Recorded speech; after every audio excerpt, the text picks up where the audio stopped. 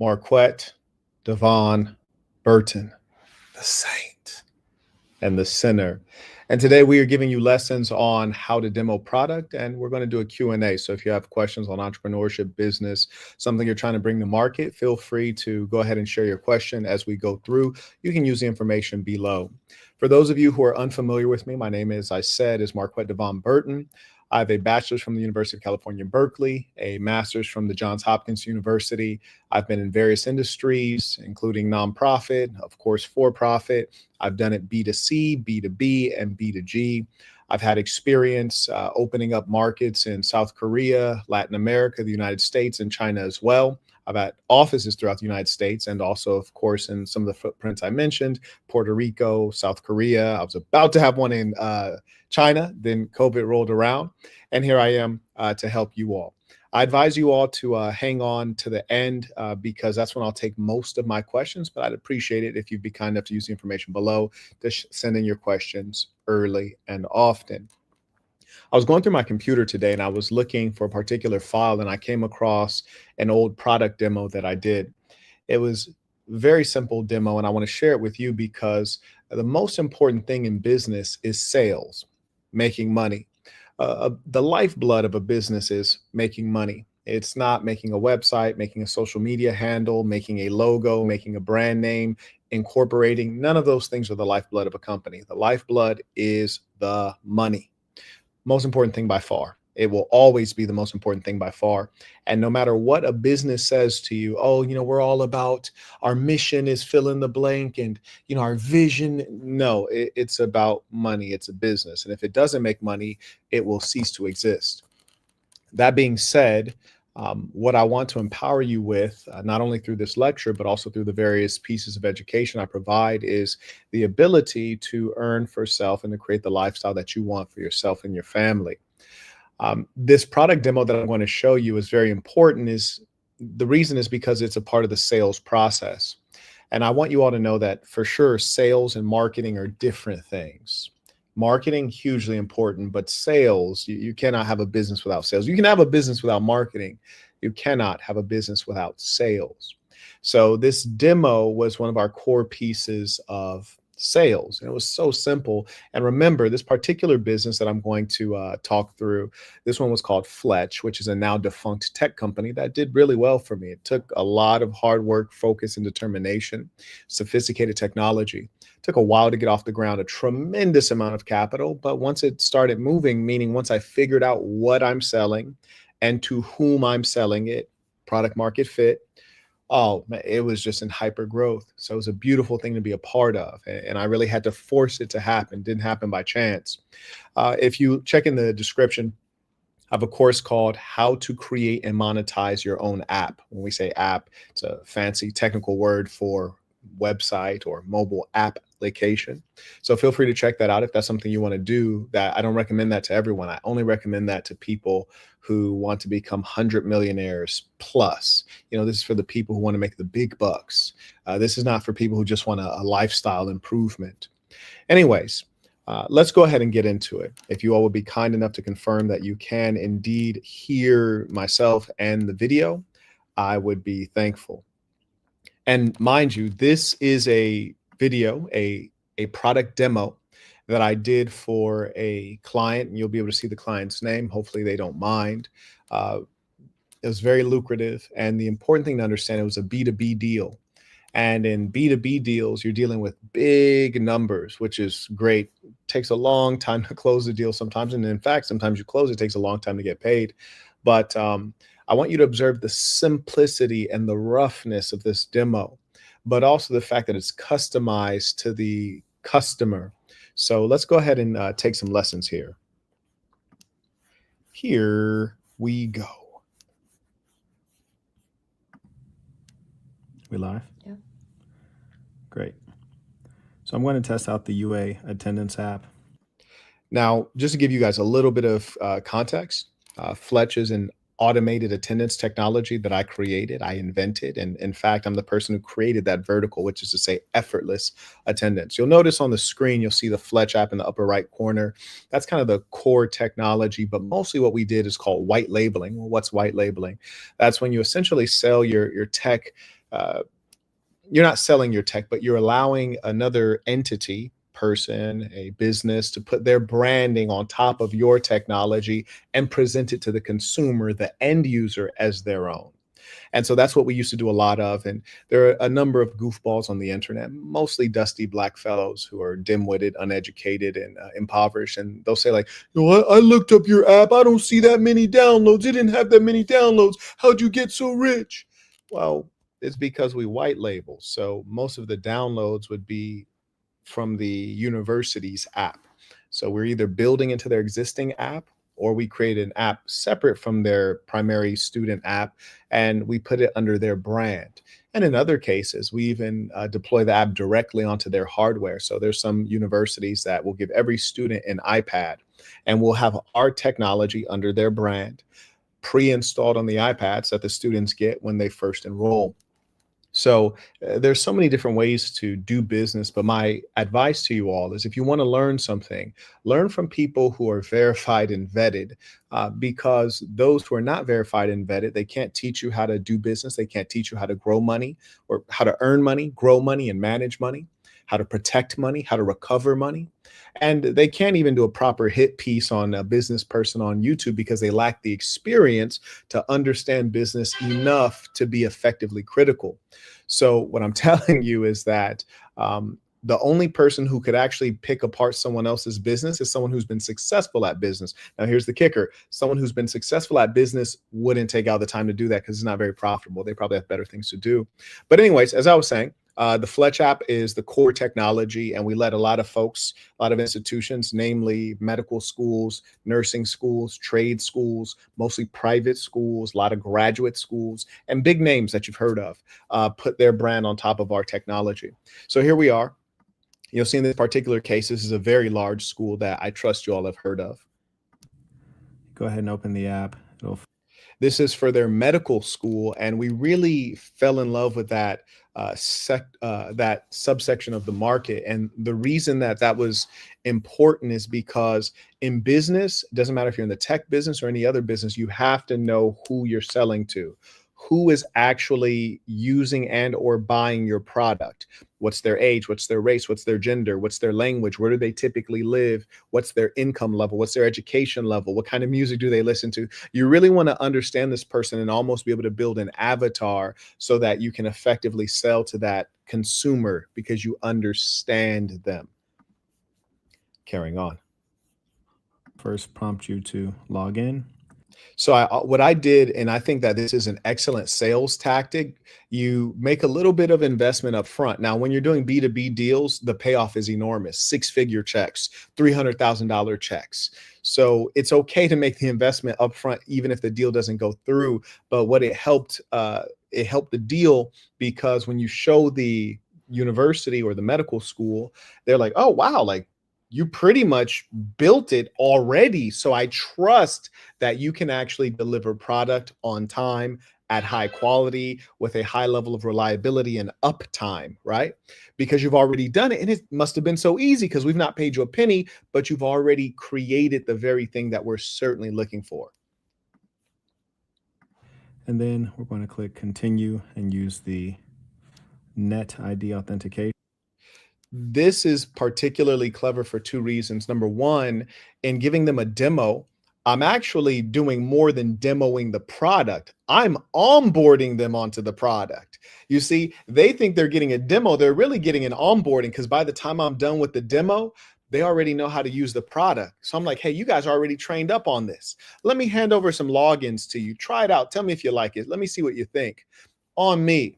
This particular case, we had actually already plugged into their, some universities or businesses have a single sign-on. They want people to sign on using Google or to sign on using a thumbprint or a biomarker or whatever the case is. And so what we do to make it very easy is we'll plug in through API to their existing technologies and we'll pull in data so that it's just very seamless for them, that is the institution, and as well the consumer. And the more you can make things seamless, which is to say the consumer, the buyer, the business, they don't have to think, that's the easy win for you.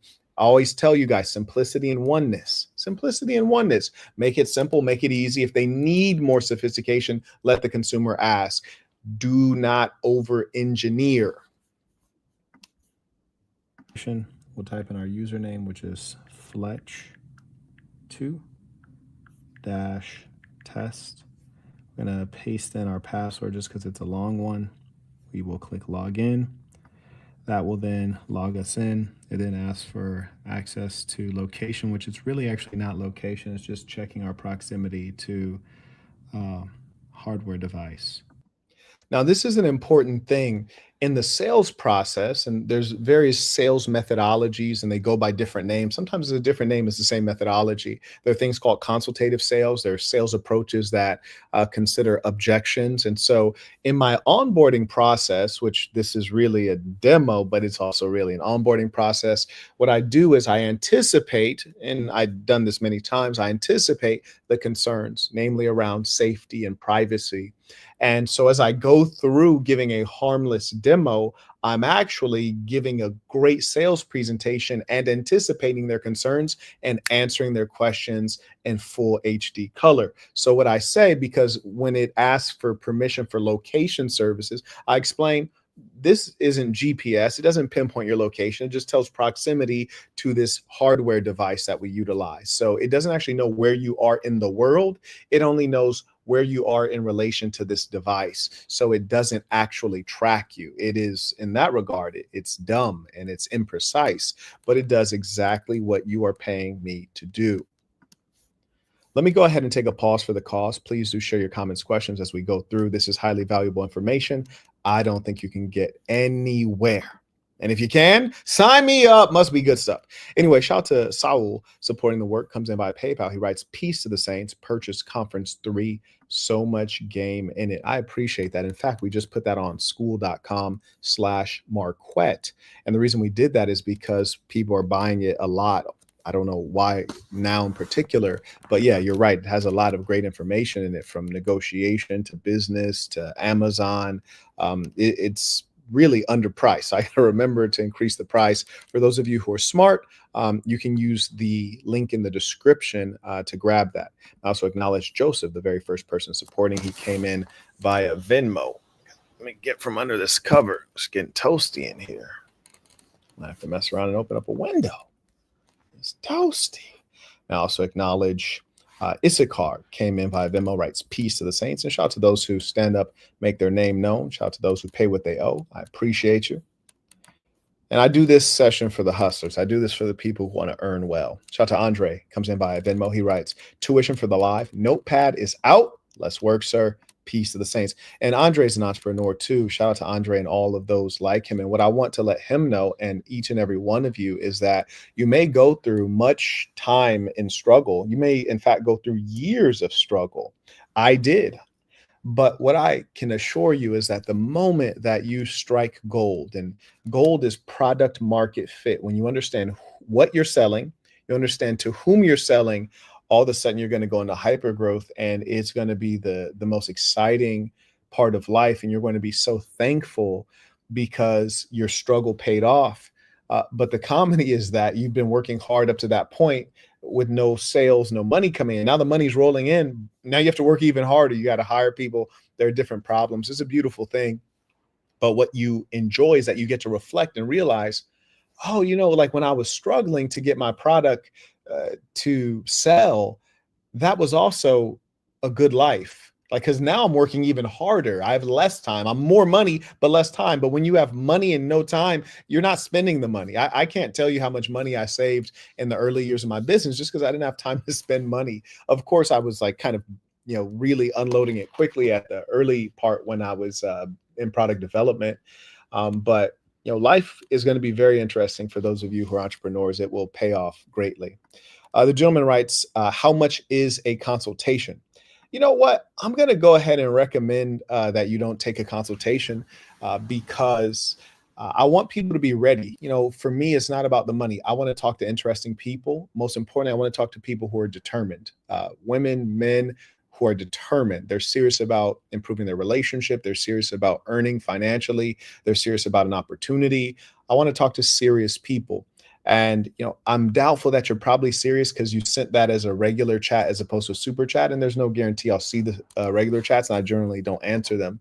So I want to encourage you to save your money, which is to say would lose me money. But I want to encourage you to save your money until you get serious. I only want to talk to people who are serious. My consultation is not cheap. And that's because I only want to talk to those people who really want to win, those people who are sincere, people that I'd be interested to become business partners with, friends with, acquaintances with. So I want to encourage you to take yourself more seriously and put your best foot forward. We're in an era where people so often think, oh, I got a puncher's chance, or I'm going to throw a Hail Mary, Hail Mary. No, don't do that. Be prepared and come correct every single time. So for those who are serious and are watching, I'll drop the link for where you can book the consultation. You go to thesassin.com and click the consultation button in the bottom left corner. However, if you would like the shortcut straight to it, I will drop it in I'll drop the link here.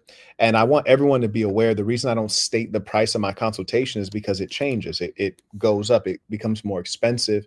And just if you're curious, I usually increase the price, A, when I'm becoming more busy, or B, if I talk to someone and I didn't feel like they're serious, I say to myself, it must be too cheap.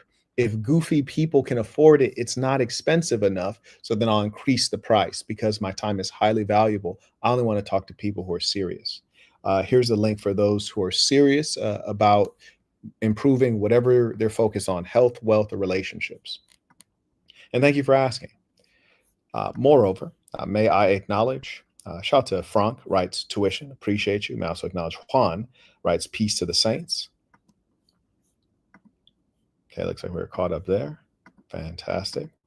Just got a contract, it appears. If you just give me one moment to send this voice message.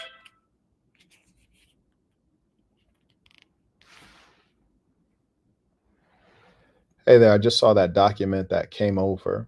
I forwarded that to you so that you can execute that for me. It looks fine to me. So if you look over it and you think it's all right, go ahead and execute that. Let's move that forward.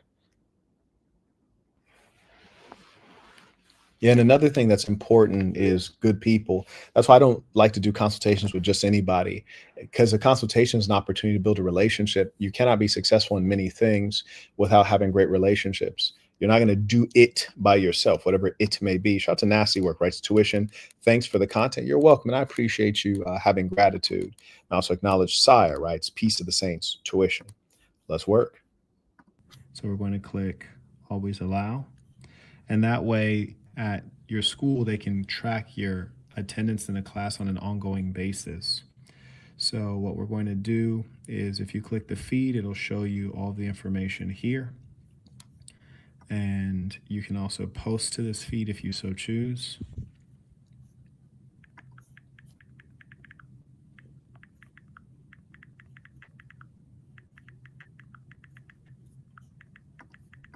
And what you'll see here, and this is very important, I'm actually feeding in live data.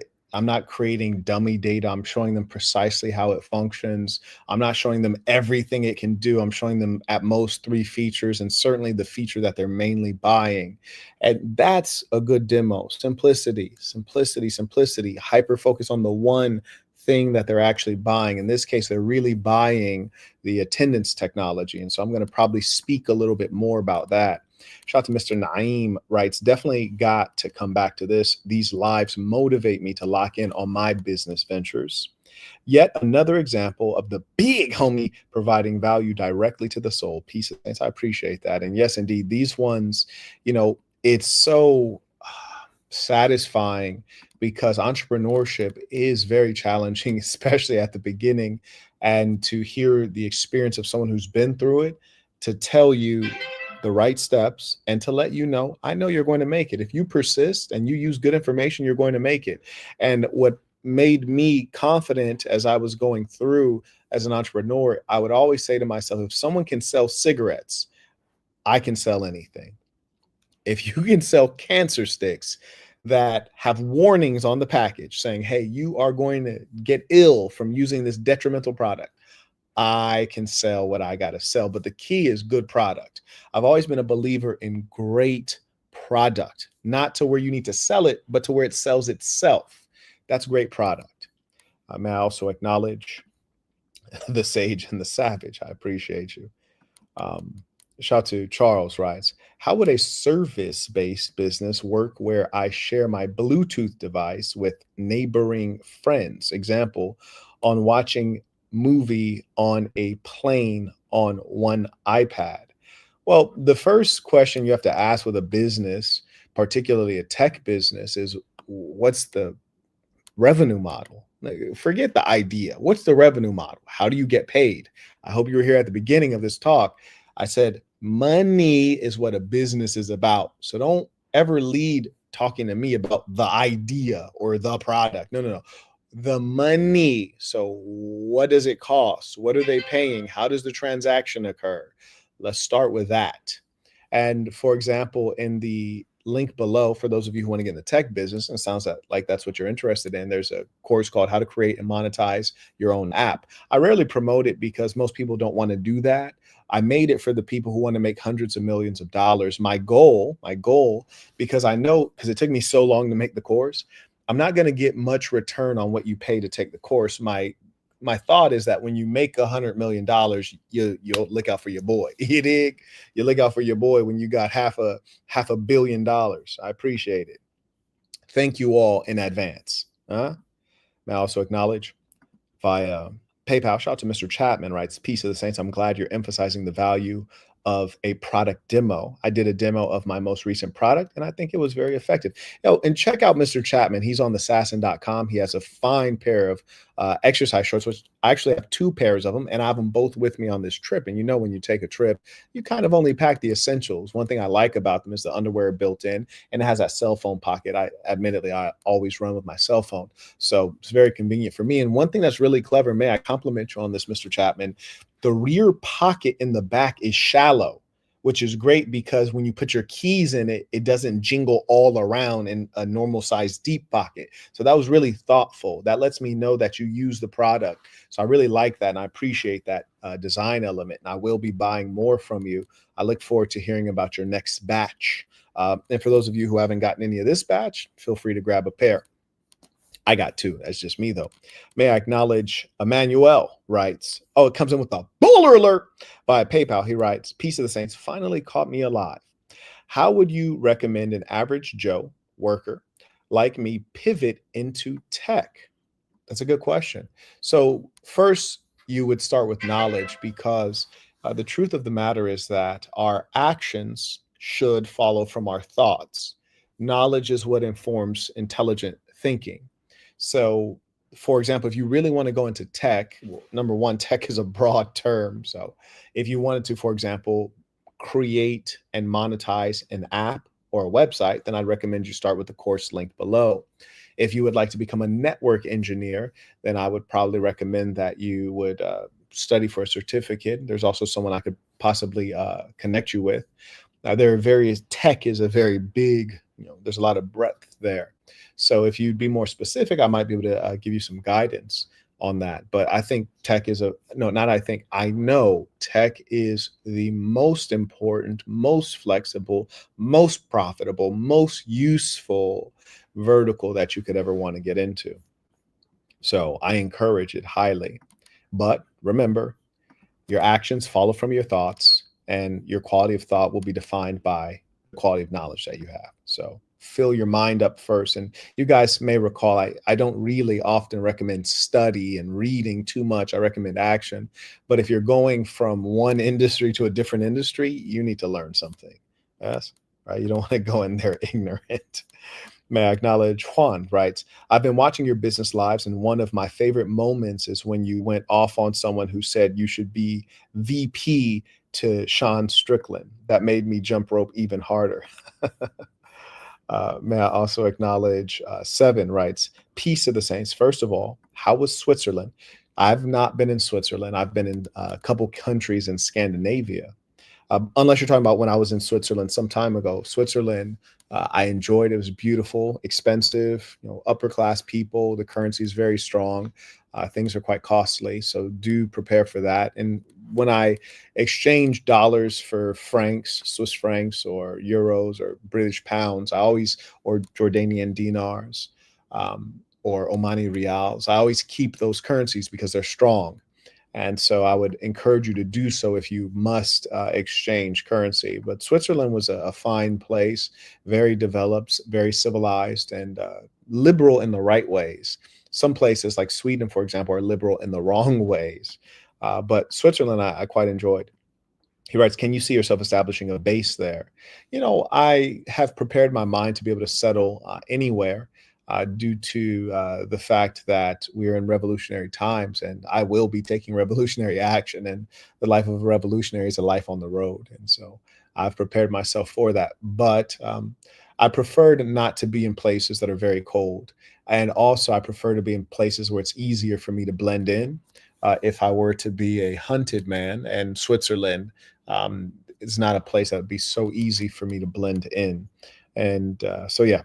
But yeah, I could live there, no doubt. It's a cool spot. I don't like their hotels, so surely I'd want to buy a home or a flat. The Europeans kind of live in cramped quarters.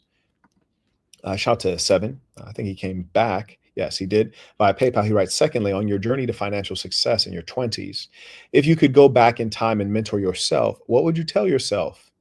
Excuse me, would you tell yourself to sleep more or less? More. I would definitely say sleep more. But the key to sleeping more is knowing what you're doing.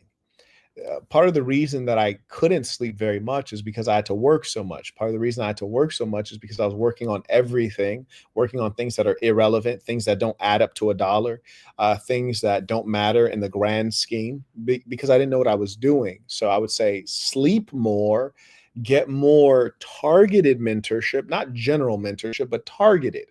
If you're in the Bluetooth industry, get mentorship from people in that industry. That's what I was missing, and that'll allow you to work more efficiently. Like, for example, the young man who mentioned tech, well, I said, well, if you want to create a mobile application or create a website, use the course below. And the neat thing about, taking the course, getting the knowledge, if you have a particular idea you want to execute on, and then you want to talk to someone, you can talk to me. But I didn't say take it. I said, figure out what kind of tech you're interested in, and then find knowledge and mentorship in that vertical, because you might not be interested in going into creating a mobile application or web application. You might be interested in creating fill in the blank. You can do anything in tech now, right? So that's the important piece. And that was a very smart question, by the way, and we can tell a lot about people by the quality of their questions. Shout out to Mr. Brown, writes, peace of the Saints, in the final stages of product dev for the codes. And the Saints in my section are supporting with content creation to get them to market. That's I always say, as I wrote my book, The Black Box, which I advise all you to get it on Amazon, type in The Black Box, Marquett Burton. It's a great book for you. It's not about me making money. It's about you. It took me 10 years to write. I don't think I'm ever going to recoup what it cost me in time. But the most important lesson, not the most important, but one of the important lessons in there that I often reiterate is that, if we can't earn together, we're not friends. Learn that very early in life. It is held true. Your friends support you. And I'm happy to hear that your friends and the Saints are supporting you. And you got a really neat product. I'm excited to check it out. He writes, what do you think of Signature Brown? Sound like a pimp. Bro says Signature Brown for the brand name. Frankly, I think as long as a brand name is not bad, meaning it doesn't sound terrible, and by terrible, I mean it's hard to spell, it's a foreign word, it has accent marks. If it doesn't have any of those issues, and it's not a long name, or it's not too many words, I think it's good to go, because the brand equity will come from the quality of the product, the quality of the marketing, the quality of the story. And that's really what's most important at this time in your product's life cycle or your product development. He writes, the angle is to be a classy streetwear brand. Okay. You might find some new phraseology for that, because classy and then street, they don't mix together so well. But I understand what you're saying. And I think the consumer will understand what you're saying. So use that until you find something better. He writes, also, the cost of goods are aligned to make a profit while penetrating the market at a generous price. We all like a generous price. And to start with, you should generally have a generous price. So it's good to see that the profit is built in. And I always encourage people, the moment you can, increase the price because you deserve it. Why not? Whatever the market will pay, that's what you should charge. Unless you're like me and you're dealing with confirmed saints, we're going to give them a discount. You're dealing with the members, you're going to give them a discount. And then when you're dealing with the public, you're going to charge them the market price. Like, for example, I have not yet, and I'm going to do this hopefully within 48 hours, the tickets to Saints Weekend. I released them for the confirmed members. And now I'm about to issue for the confirmed saints. And now I'm going to release them for the members. So there was a price for the confirmed guys. Now the price went up a little bit. It's going to be for the members, which is still heavily discounted. I encourage you guys to get it at that time. And then I'm going to release it to the public, which will be the market price. Now, the important thing to remember with that is, and I hope everyone operates honestly, because I don't want my assistant to have to go back and refund people, because people have done this in the past. And I kind of looked over it, but just let's be honest here. If you don't take the discounted pricing when it's offered, it will not be honored after its release to the next tier. So if you're confirmed and you don't take the pricing while it's available for confirmed saints, and then it goes to the members and there's a new pricing, you have to use the member pricing. If you don't pay for it while it's member pricing and then it goes to the public, you have to pay the public pricing. I hope that's clear to everyone. Okay, very good. Carrying on. May I acknowledge? 7 by PayPal. He writes, and thirdly, what does your diet consist of? If you go back through the member sites, I have recipes up that my assistant would cook me. Mostly I'm eating home cooked food. I'm very blessed. And I think that we should all try to eat at home and not have strangers prepare our meals. And in addition to that, when I'm traveling, I'm often having sardines. There's a particular brand that I eat, which is very good. Sardines are a superfood. I'm going to put Amazon.com/shop/the Saint and the Sinner. I've eaten sardines for many years, particularly when I was competing in boxing. It would, it's a great lean food, superfood, omega 3s and all that good stuff. So if you go to Amazon.com/shop/the Saint and the Sinner, I actually order them in batches of 50. They're not cheap, but they're not expensive, and it's good quality food. Carrying on. Oh, actually, I think there's more to it. He writes, exercise is important, but I'm learning diet actually is more important. Thanks in advance. Peace of saints. Diet is critical. Like, if I don't have a woman around, be it my assistant or an old lady around me, cooking, then I can see and feel the difference in my body from having to eat processed, not having to, but ending up eating processed foods or fast food or even in restaurants. So yes, diet is critical. It's the fuel for the machine. I acknowledge Jalen writes, Peace of the Saints. I've been working on topiclaunch.com with St. Eric from Sasson Bay area, good brother over there. He's the marketing strategist. He is indeed a marketing strategist. Thank you for the Sasson. Is Topic Launch the only current live product from... he says, is Topic Launch the only live current product? I'm sorry, I'm having trouble reading this. Give me a moment. Oh, okay. So he says that he has the course and he created Topic Launch based on the course. It's a really cool website. I've checked it out and I do want to get on it. I've been terribly busy, but I am interested to get onto it and support you. Yeah, there's a number of folks who have products out, websites, web applications, mobile applications. I know for a time, Matthew was working on phenomenal technology. Also, Sharif was working, and I think Sharif may be online right now. And by the way, Sharif, if you are online, let me tell you this, bruh. I'm here in Scandinavia. This little female pulled up on me at her own expense. You dig? So she pulled up on your boy, and I had on that velvet thing that you had created, and she touched it. She said, "Oh my God, this is so nice." She's like, "Where did you buy this?" I was like, Sharif made this. She was like, "Oh, okay. Can I have one? Like, I want one." And I was like, no, he doesn't produce this, but I still got this. He made it years ago. It looks brand new, doesn't it? She was like, "Yeah, it does." I was like, it's quality. It's quality. Which I want you all to know. When that product is good, man, the product speaks for itself. You don't have to market too hard. Once you get it out in the market, it will market itself.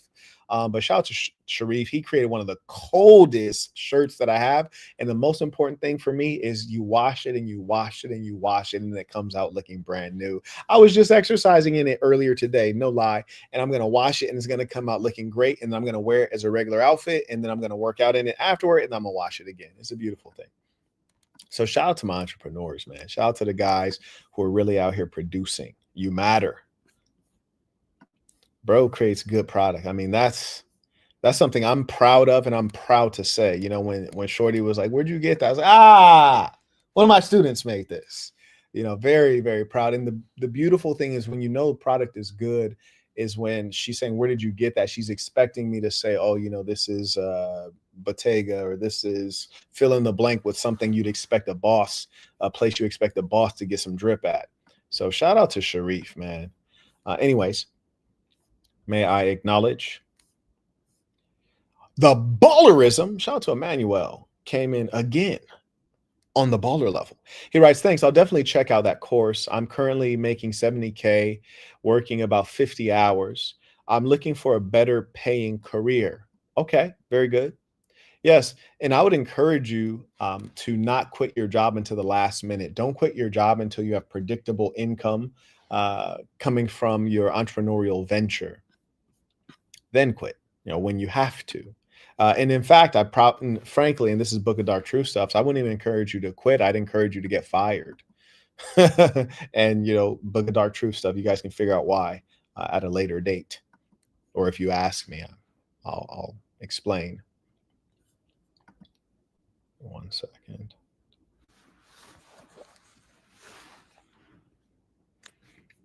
Once again, I apologize.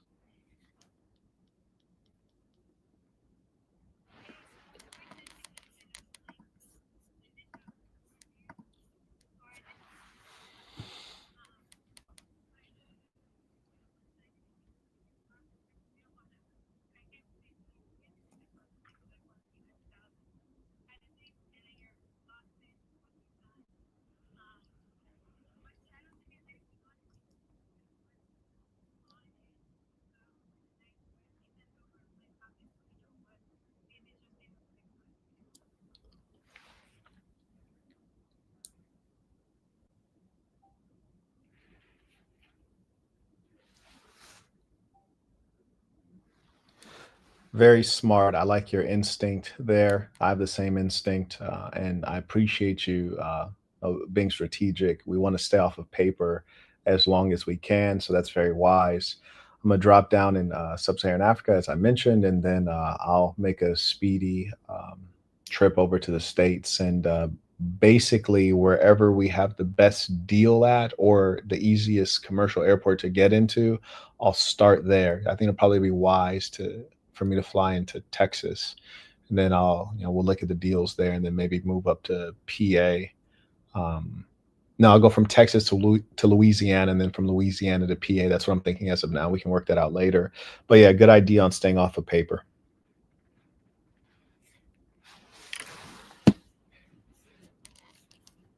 Anyways, carrying on. And remember, folks, listen, if you work with a team, they're going to work as hard as you work.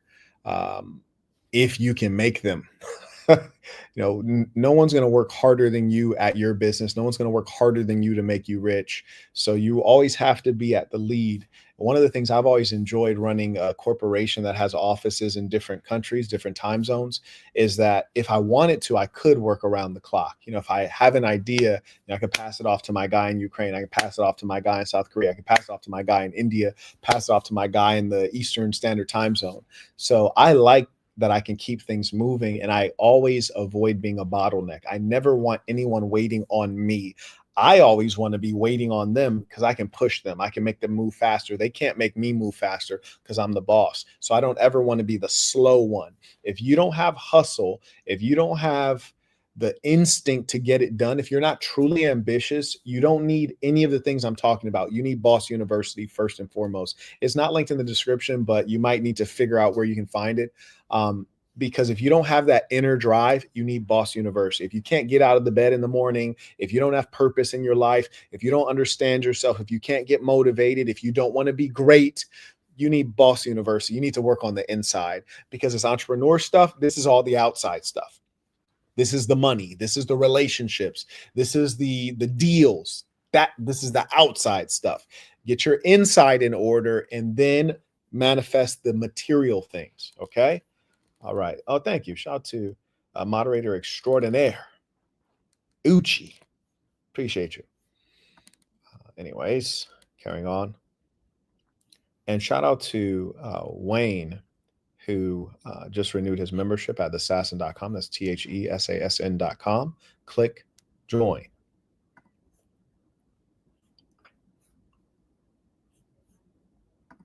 And there's nothing more valuable than smart people. Smart people around you who love you. Oh my goodness, that is a infinite well. Shout out to Preston, writes, Peace of the Saints. What sales channels work the best for selling white label platforms technology? Direct sales teams, partnerships, or inbound marketing? Well, you said the best. The best are introductions. You see, the best is when someone who knows the target says,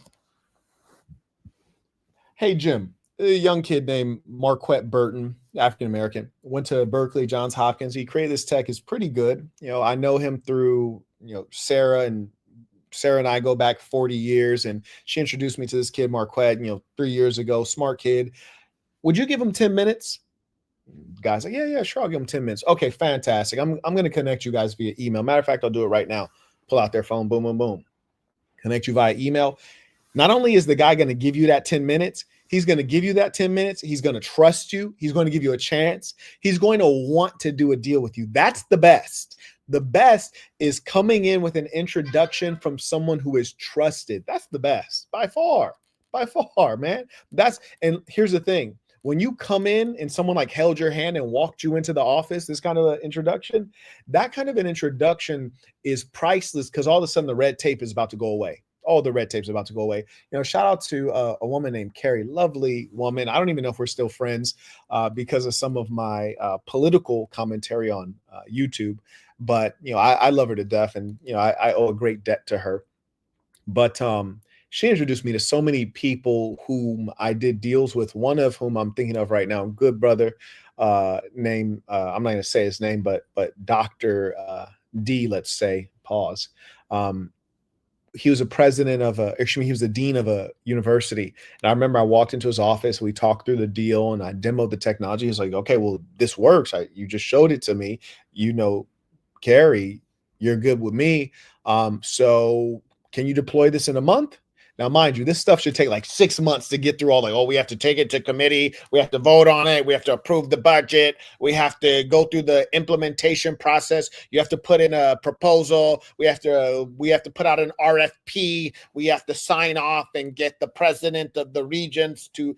None of that happened. Bro was like, yeah, can you have this in the hands in 2 months? We want to pull this out, push this out during the fall semester. I was like, yes, we can do that. So that's the best. And that can be done. So I encourage you, especially when you're first starting, exhaust your actual network. I also acknowledge Joshua came in supporting the work rights. Peace of the Saints. Appreciate you. Shout out to the real ones. I feel like I was just referencing you recently.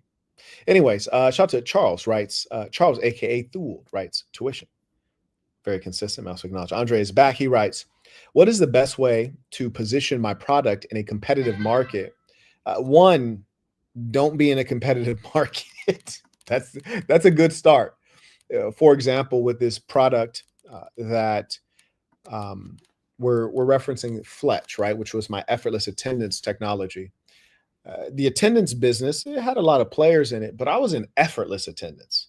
So there wasn't any competition when I started because I created the vertical. You don't want to be in competition. You want to say, hey, all of that stuff is great, but let me show you something you've never seen before. Let me show you something you won't see again. Let me show you something that you'll never hear about unless it's from me and my company. I could leave and you could wait a whole year. No one will come in and sell anything like this. Yeah, you got the guys, they do the thumbprint attendance and the kids got to wait in line to come in the lecture hall. Yeah, you got the guys who do the attendance on the iPhone. They put up a code on the screen and everyone has to put in the PIN code and they're really having their friend do it and they're sitting at home hungover. This is different. There's nothing like this. The kids walk into the lecture hall, sit down, start learning. They don't have to do anything. They don't lift a finger. They don't even know what's happening. And I tell you one better. They come into the lecture hall. If they leave early, we know. They come into the lecture hall. If they go on a 2-hour bathroom break, we know. They come into the lecture hall and sit there for 5 minutes and skip out, we know. We have not only attendance data, we have dwell time. And not only can we take this data and map it onto achievement, we can give you predictive analytics. Yeah, come on now. Who else can do that? Nobody. No, we're not in competition with anybody. We're the one. We're the only one. That's what you want. You don't want to compete. You want to create enough unique value add that no one can see you. Unique value add. What do you do that no one does? In our case, we had a couple slogans, catchphrases, one-liners. We say effortless attendance without anyone lifting a finger. That includes the students and the professor. No one else can make that claim. No other technology. Every other technology, you got to type in a code. You got to scan your finger. No, I'm saying literally it's effortless. No one, it's not automatic. It's effortless. You hear me? And I'm passionate about product because I built the product myself. I designed the product. I designed the user interface, the user experience. I designed all the slide decks. I do the demos. I know the product inside out.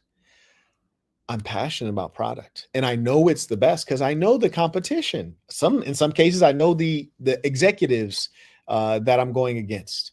I know the competition. I could give you their demo and it sucks. That's where you want to be. You know the market well. Listen, I got a PhD in that effortless attendance stuff, Brody. I would never sit anywhere and have someone tell me something about attendance that I don't already know. I could be sitting with a competitor and they can't tell me about their product more than what I know about their product. Come on now. Yeah, I was serious about what I'm doing. Anyways, he writes, what's the best way to position myself in a competitive market? Don't be in a competitive market. Find a unique value add, market the unique value add. Number 2, he writes, how do I build brand consistency across social media? Well, usually you start with a marketing kit and you'll have certain fonts, colors, and ways you want to position product and present product. One thing, for example, in my businesses, like I'll never use the text logo with the image logo, which is say the line icon. It's one or the other, but it's never both. And there's certain rules you create and ways that you want to represent your brand. The good news is when you're a one-man band, it's easy to maintain consistency. But the bigger question is, how do you get the product into the marketplace and make sure that you have good enough product that people are going to ask about it and that you arm the customers with the ability to effectively guide people to purchase? Shout out to Caleb, came in by demo, writes tuition, peace of saints, appreciate you. I also acknowledge Mr. Naeem is back. He writes, I'll be purchasing Boston University soon. Combining that with product demos like this, the other business lives, and a consultation is truly the beast mode formula. Absolutely blessed to be here. We are all blessed. Recently a young lady, a Swedish woman, was telling me, she was like, you know what? I know that you came from you came from poverty. You've achieved so much. She's like, you're so humble. Now, I know this is probably a shock to you guys to hear someone say this, but she's like, you're so humble. And on YouTube, I have to talk. There's no one else here, right? I have to talk, but in regular life, I'm generally not talking as much and certainly not debating anyone or arguing with anyone. But I'm very thankful. I'm thankful to have you all here to be engaging this conversation, even though these are the less attended lives, but it's the hustlers that show up to these ones. These ones are always supported because the information is so powerful and you get a multiple on your investment. It's almost like some churches will tell you, there's blessings in certain things that you do, and just the return on your investment of time and tuition here is just huge return. So I really enjoy these, and I'm thankful to have you all here with me that I can talk about something I'm passionate about, which is business, entrepreneurship, earning money, changing your life. But here's the thing: how about being the most interesting person? How about being the most fascinating person? Do you know how fascinating the conversation is when a woman walks up to you and says, "Oh, wow, this is such a nice material. I really like this. Where'd you get this?" And the answer is not, "Oh, Gucci, go to the Gucci store." No, no, no. There's no story there. The answer is, "Hey, Sharif made this." Who's Sharif? Well, Sharif's one of my students. Good looking young man from the Bay Area, African American kid. Um, Created this from scratch and did a damn good job. And ironically, is no longer producing them, but I mean, he did a better job than I could have done. I was trying to figure out how to create this ribbing right here that it doesn't pill. You know, pilling is the effect where you have those little balls after you wash a garment, these little cloth or fabric balls. When you rub up against things, it'll create the pilling. I was like, it doesn't pill at all. It just looks beautiful every time. She's like, "Oh wow." She's like, "Yeah, he must be good." I was like, "He's the greatest as far as I'm concerned." That's a great conversation. You're the most interesting person. Um, when you're not an entrepreneur, when you're not a hustler, the conversation is different. I clocked into my 9 to 5, which there's nothing wrong with that. But the value of being an entrepreneur and taking risks and leading a meaningful life and adding value to yourself, to your customers, building a team, employing people, paying salaries, that lifestyle has endless rewards. And frankly, the financial upside of that lifestyle is such that people will wonder, they'll look at you and wonder how you're in the position that you're in. For example, a lot of the reason that you have haters on YouTube trying to just detract from me is because they're perplexed. Like, well, how is it that he doesn't have the multi-million subscriber count that certain influencers have, but he's riding all the same cars. He has the properties. Like, how is that possible? Well, it's because I came in the game strong. You heard me? Came in the game strong, just like Hove said. He said, "I came in the game with $1 million, 900 to be exact, from pushing G packs." It is different when you came in the game strong. And so I'm arming you guys with something that will never leave you. Huh? Come on now. May I acknowledge? Kyle comes in with a bowler alert. He writes, "Peace of the Saints. I was also looking through my old projects recently, and I rediscovered a social media platform I created in 2008. That's back in the day. You hear me? Okay, said he has an email to go with this. Let me see if I can pull that email up. Here it is. He writes, "The unique offering was that I would write stories and tag others so your life would be written for you." It's interesting. And again, I like it because it's effortless. People are lazy. You have to organize around people's lowest qualities: addiction, laziness, gossip orientation, negativity. You have to organize product around human realities. He writes, "I emailed you the link and I'd like to respectfully request a product review with your 2008 goggles on." Okay. All right. Damn, this must be a classic because this joint is from archive.org. Okay, for sure though. All right, let me see what we got here. Let's see.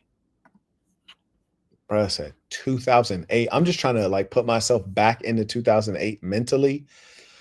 2008. Okay. I was an undergraduate. Listen, that was so long ago that I remember I used to watch YouTube, but I didn't realize that you could upload YouTube videos or create YouTube videos. That's how long ago it was that YouTube was like a newer thing.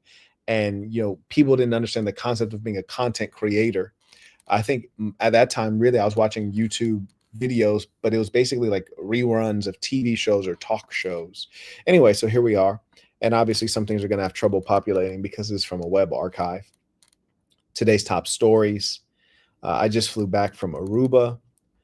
And this kind of a concept, Kyle, is going to be, and I hate to mention AI because people are always mentioning it, but I think in this case with content generation, it's going to be all the more enhanced. He writes, "For those who don't," this is a story I trust from 2007.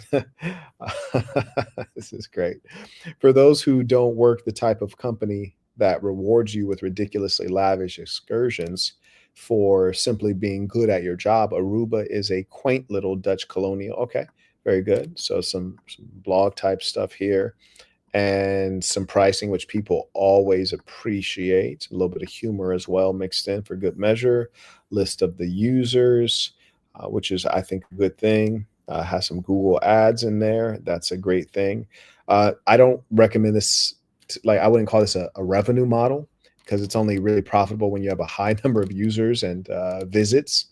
Um, then the ranks here. Okay, stories and videos. I think for sure video content is going to be more engaging. But I think this is neat. I think it's a cool concept. Wow, this is back in the day stuff right here. This is neat. Yes, sir. Yeah. So what I would ask today, aside from a high number of users, is number one, what would the revenue model be? Meaning, how would you make money today? Not after you get 100,000 users, but today. That'd be question number one. And it can be done. I talk about simple business models or revenue models in the software business in the course link below that talk about how you could only have 2 users and be able to turn $1. That's a revenue model. So that's number one. Then number two, I'd ask myself from a product perspective, what is really going to give me the unique value add in the social media space, which is A, it's competitive and crowded, but B, I think people get easily bored. And I think that folks would love to have an additional thing to check, to have that lottery slot machine experience of, oh, another notification. Someone's interested in me. Someone wants to engage me, communicate with me. I think that there's definitely room for another app that's going to be dominant. I think Threads is, in my opinion, I don't think it's done terribly well. I never hear anyone talk about it. Maybe people use it, but they don't talk about it, which is different. Word of mouth or electronic word of mouth, EWAM, is very important to the success of your business. Me, frankly, I just deleted today. Literally, I just deleted X or Twitter. It just, one, Elon is suppressing certain kinds of content. B, the customer service was atrocious. I had a premium account. They wouldn't let me monetize. And I think my account is flagged because they never responded to any of my requests while I had a premium account. And they claimed that they couldn't prove that I was 18 or older, but they also acknowledged that they have my legal ID. So something was funny there. And I just don't find it very engaging. So I deleted X. I now just have Instagram on my phone. I don't use Facebook for anything except posting. I don't look at anything. It's not very engaging. And what else? Social media wise, I don't really consider YouTube social media, but I do have YouTube. And that's about it. So I think that people are open to something else, particularly in my demographic for sure. Something that might be more engaging. Things to consider are sports, for example. Just sports is huge financial upside, and people are fairly serious about it, and you'll get high levels of engagement. You'll get a significant number of daily active users. If you can plug into sports, you can plug into gambling and make it social. I really think that that's a sweet spot. Gambling is addictive, obviously. So when you can deal in addictions, you're dealing in profitable opportunity. Even if you don't directly sell gambling, for example, if you're just allowing people to engage conversations, speculative conversations, which is what sports is all circled around for the consumer, speculative conversations about who's going to win and why they're going to win and giving their analyses and explanations. This is where dumb people can feel like smart people. I think you just really kick butt on something like that. But anyways, really cool. And shout out just for being on that in 2008. Like, that lets me know that you are looking at what's next. And that's important. Like, figuring out what's next. I thought of something genius earlier today. I didn't write it down because I was hungry and I was more concerned with what I'm going to eat. But if you can focus on what is next, oh, you're going to do well. Like right now, we know that the inventory of houses for sale, huge. Okay, so we're just going to So click with send that and being it'll the pop. case, well, what's next? Well, there's illiquidity because the interest rates are high. That's why Trump is mad at Powell. So while the interest rates are high, there's a lower number of buyers, especially individuals. So perhaps if I can make some acquisitions now, while inventory is high and therefore it's a buyer's market and I can negotiate people down and I, expend the capital to do a little bit of renovating.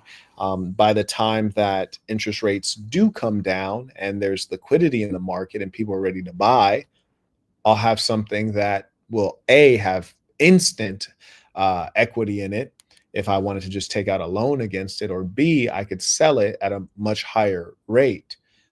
So I'm preparing for what's next. I'm not dealing in what is current. I'm dealing in what is next. I think it was either conference 3 or the boot camp where I talk about real estate. Why now? You want to do what the opposite of everyone else is doing. You're not really hearing people talking about like, yeah, I'm buying real estate. Like it's not popular yet. You see, when you hear something that's popular, like when you heard all the idiots like, yeah, get Bitcoin, get crypto. That's when it was too late when it reaches the mainstream. So when everyone else is buying, that's when you're selling. When everyone's like, yeah, get crypto, they're saying buy crypto. That's when you should be selling crypto. And right now, you don't hear people talking about, oh yeah, real estate is hot, I'm buying real estate. Nobody is saying that. Quite the opposite. That's why I'm buying. That's why I'm buying. And then when it's hot, that's when I'll be selling. Yes. And I'll be getting back into cash, which I love cash. Cash is king. Yeah, come on now. Oh yeah, there you go. Baby says she loved threads. And that's the key, is to understand demographics. And that's why I started talking from my perspective as a man. I know young ladies who live and die by Twitter. I don't even comprehend the importance of Twitter. I don't have Snapchat, wouldn't use it. I don't understand. I'm like, if you're going to send me that monk, baby, that fat monk, I'm going to need to save that picture. Yeah, it ain't about to disappear. No, you're going to have to text that to me, WhatsApp that to me. So there are different demographics that are more interested in certain product types. And that's why I always talk about product market fit. May I acknowledge Andre? He writes, email sent, simple logo for Rosa label. May I get your feedback? And I like that name, bro. I'm not going to lie to you, Brody. The crazy thing is that Rosa label, low key, is almost colder than MDB label. Low key, bro. That kind of sound hard. I'm not going to lie to you. I had to find your email. Oh, goodness. Let's see. Aha, here it is. Okay, so he sent over his logo. I don't want to expose anyone's email address, so I'm not going to show it. Actually, I think I can safely show it here. So there we go.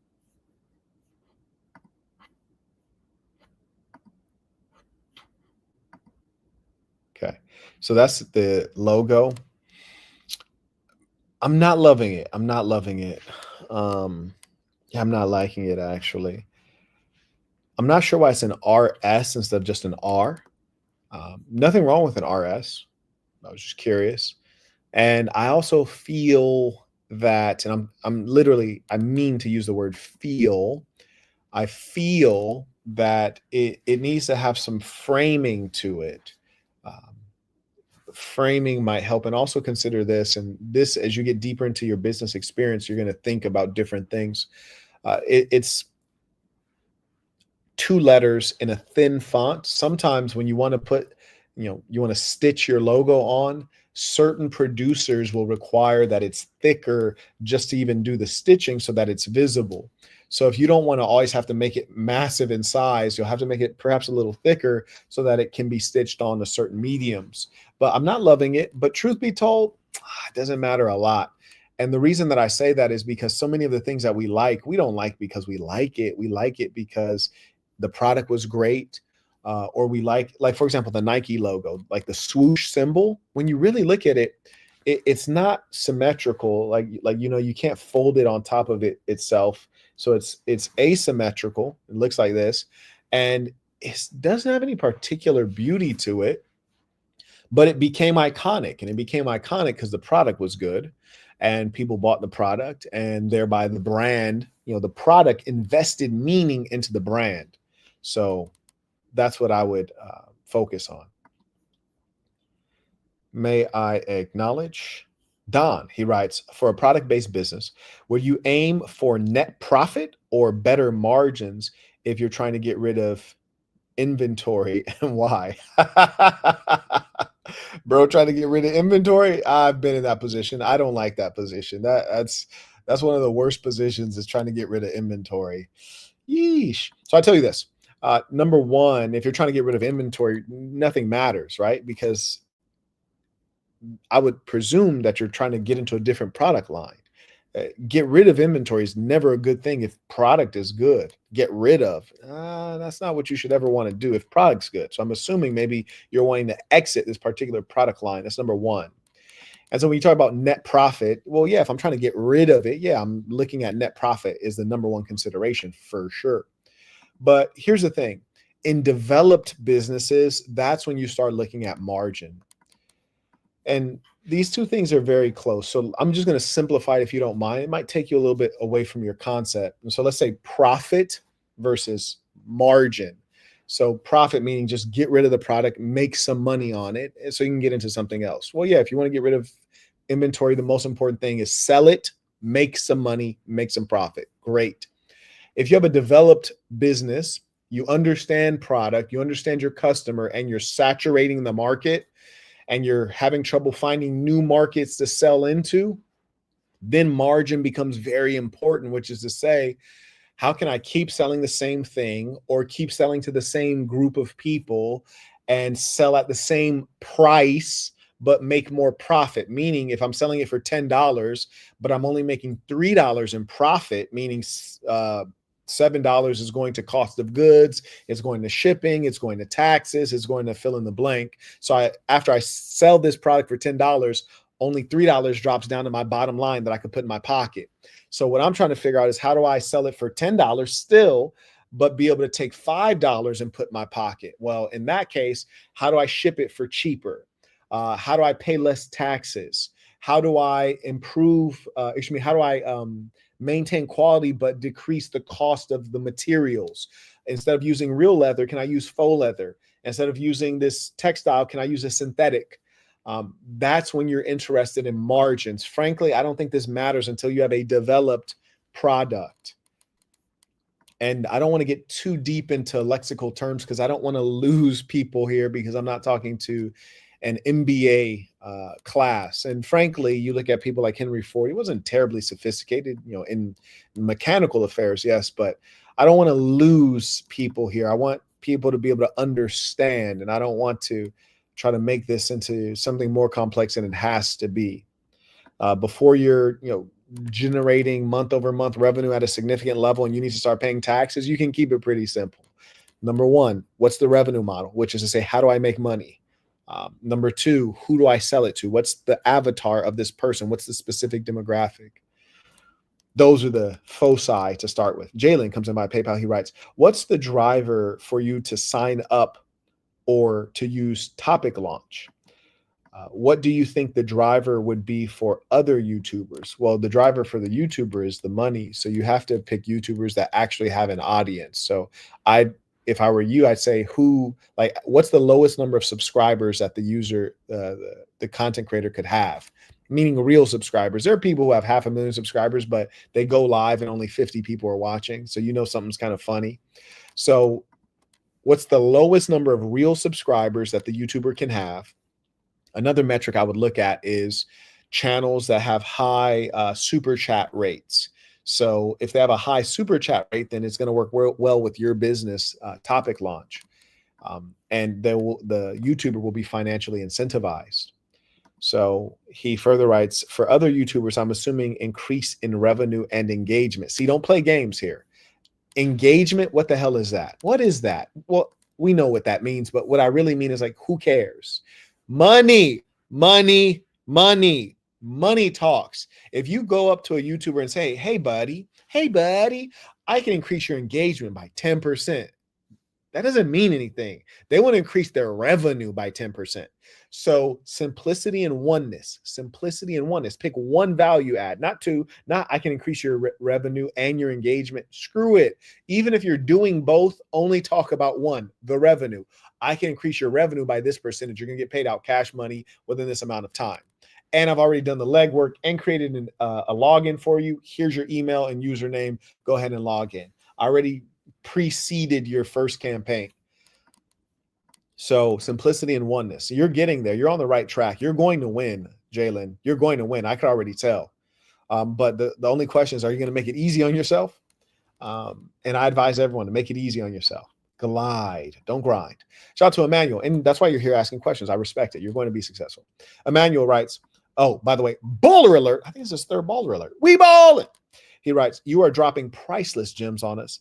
When can we expect the Book of Dark Truths? Well, the Book of Dark Truths is already available. It's not an actual book. It's a course. And the reason I made it a course is it was a conference. It was a 2-day conference, because there's things that I say that might sound crazy. And if you're just reading it in a book and you can't ask the questions on your mind, I don't want you to do anything crazy. So you can hear the lessons, and you can also hear people push back on the knowledge so that you get the right understanding so you can apply it. So the Book of Dark Truths is available now. It's also on School. So if you go to school.com/Marquett, and if someone would be kind enough to drop the link, I'll post it on the screen. So that's ready for you, ready to go right now. Shout out to Quat, writes Peace of the Saints. And Quat indeed is a entrepreneur as well. I have the running shoes that he produces. I really love those, especially for running at the plantation. He created barefoot running shoes, beautiful blue on blue shoe. I actually have one pair. I bought two. I gave away another one. And phenomenal shoes. I really like them because it helps with grounding and in the strength of your foot. If you have too much outsole, as they call it, then your foot is actually going to become weaker. May I acknowledge Kevin? Oh, and you can get Quat's shoe at thesasson.com, THESASN.com. Click products, scroll down. It's a blue running shoe. And again, that money does not go to me. It goes to Quat, someone just like you who took the risk of learning entrepreneurship. He took the time to book consultations and create a great product, which I use and stand by. Shout out to Kevin. He writes, we spoke via email a while ago about a prototype I designed and produced for my job. Update, I've been recommended for higher positions by multiple higher ups in the company. Very good. Congratulations. I decided not to schedule a consultation for this out of respect for both of our time, because it was more of a side mission to keep me motivated as I went through delays in my own business endeavors. Fair enough. I appreciate you taking the time to review it. Peace to the Saints. What are your thoughts on Ralph Lauren Oak Bluffs collection and its controversy? It seems to fit your style, in my opinion. I think I may have seen or heard something about this on social media. Is this like the black, like Ralph Lauren doing like overtly doing a black thing? Historically, the style of the African American has certainly, and even the African has made it into designer collections. But I've not taken a look at it. And controversy is good because controversy is marketing, and marketing is expensive and difficult. So Ralph Lauren knows what they're doing. May I acknowledge 7 comes in again. He writes, what were your thoughts on Kuala Lumpur when you visited there? It's a good destination for business, lots of expats, great English. It's a strange society in that there's a decent number of hijabis, but also a decent number of transformers. So wasn't feeling that at all. It was a bit of a boring society with culture was kind of hard to put a finger on. I was not impressed. And in fact, when I went there, I was actually looking at getting a place either in the Four Seasons or in the Ritz-Carlton. And the Ritz-Carlton there is very well priced. So if you all drop in, highly recommend you stay at the Ritz. It's very affordable. I mean, not affordable, but as far as like the Ritz-Carlton goes, it's well priced. You guys know what I mean. Anyway, shout out to Jonathan supporting the work. Appreciate you. Andre writes, appreciate the love. Rosa Label will take over. There we go. Much work to be done. In the meantime, you already know, Sasson or nothing. And Rosa Label sounds good too, man. It rolls off the tongue. Shout out to Emmanuel. He writes, peace of the saints. Appreciate the knowledge, big homie. Thank you, Emmanuel. Emmanuel is always coming through, supporting, very consistent. Some people already know that it's like clockwork, and I appreciate you. Shout out to Frank. And he's one of them. He writes, is the lip balm on thesasson.com still available for purchase? We can't be having dry lips out here. It is, but you know what's crazy? And I might have to take that listing down. I tried to buy some. I didn't hear back from the gentleman. Good brother, too. Good brother up in Canada on the French side, Montreal. Good brother. And but I haven't heard back from him because I wanted to buy some. And he's a good brother. I want to support him. So I might have to take that down. Hopefully someone reminds me. I don't know what's, he may be busy. My email may have went to spam. Who knows? But if his email is there, I'd advise you to just give him an email and see if you get an answer from that one before purchasing it. And that's a unique situation. Pretty much everyone is very responsive. Shout out to Dan Lopez. He just got the MDB label backpack briefcase. You know, it's funny too. And Joshua, I remember earlier why I mentioned you earlier. I was actually looking at the drip trip footage earlier today. It was funny as hell. For one, because it was just such a great experience, so warm. And mind you, guys, I got hours and hours of footage you've never seen. Listen, man, I could drop dead right now and then put out content for 5 more years. Real talk. Oh, I also have an exclusive for the members that I recorded earlier. So somebody remind me to upload that. So I do have an exclusive already recorded. I want to upload for the members. A little bit of game for you. Little pro tip with the chicks. 2 pro tips actually. But anyways, I was looking at that footage earlier today. You know, I was looking at Jabrizi's confirmation. I was looking at Josiah's confirmation. Dan, you might remember on the drip trip, there was that fat black woman and the skinny white guy she was with, the liberals. I think they're from Canada. They're creating issues where I was watching the footage when we were having the conversation before I pulled up on them. And it's just really cool that we had the chance to pull up on them and bring justice to them. And I was also seeing Joshua in the footage as well. And I was looking at it. It's so beautiful to see the organization grow because I was seeing some old photos when folks are throwing up their sass and salute, and some people weren't doing it or some people were doing it wrong. And just now when we look at the columns, when we're all lined up, it just looks so beautiful, so, uniform. And that is the skill set that you get as an entrepreneur, which is to be able to build things, to be a builder. And so we've built something great here at the SAS. And if those of you who are watching, you're not a part of this thing of ours, we welcome you into it. And maybe there'll come a time where we won't be welcoming people. But at this time, we will welcome you in. If you want to join this thing of ours, you can go to patreon.com/the Saint and the Sinner. This is a smart time to do it because new member orientation is the first of the month. And that's how you get access to our private Discord. So do remember that. May I acknowledge... Did I go through this one? Let's see. Okay, here we are. The gentleman writes, off the top of my head, brainstorming a way to make money is a subscription service where one pays more for multiple Bluetooth shares. Okay, let's go back to the original idea. He writes, how would a service-based business work where I share my Bluetooth device with neighboring friends? Example, watching a movie. So this is going to be actually quite complex, and I'll tell you why. Not only will it require significant technology, and you might be thinking, what? No, that should be simple. No, not quite. But beyond that, there are platforms like Netflix that if you are casting something or you're airplaying something, it won't display on the bigger screen for a variety of obvious reasons. They don't want people to get free Netflix, essentially. Your idea that there is demand for something like this, there may be demand in moments, but the question is not would this be useful, but how often would this be useful? And I ran into the same quandary when I was early in my entrepreneurial development, mindset development, my ability to sift through good ideas versus, or I shouldn't say good ideas because this is a good idea, it's not a profitable idea. There's a difference between a good idea and a profitable idea. You, sir, are looking for profitable ideas. And the reason this might not be profitable is because you have to weigh up not would someone use it, but would someone use it regularly? For example, this fine watch that you can get at mdblabel.com. And shout out to my boy Brandon and Preston. Was it Brandon and Preston that produced this? Whoever produces this, they're one of us, and they're going to get paid. I'm not going to get paid. They're going to get paid. And I'm giving them free promo because it's love. You can get this at mdblabel.com. But my point is this fine gold watch here, if I was only going to wear it once a year or twice a year, I wouldn't buy it. Hell nah. It don't matter how much money I got. If it's only a once or twice a year thing, I ain't buying it. However, if I'm going to wear this thing frequently, and I probably wear it maybe 30% of the time, which is to say out of a year, I probably wore the thing at least 120 days. So that being the case, yeah, I'll buy it because I get good use out of it. Your technology that you're describing is something that people probably wouldn't be using frequently enough to justify the spend. So you want to consider things like that. St. Reef writes, peace of the saints. Marquett has taught me and other saints a lot. I'm actually restructuring my revenue model after engagement from my users on my app, my website. The revenue model is very important. There you go. And shout out to the hustlers, man, because it's not about getting it right the first time or the second time or the third time. It's about pivoting, modifying, listening to audience, taking feedback, pivoting, trying again, and making it happen over time, baby. It's a marathon.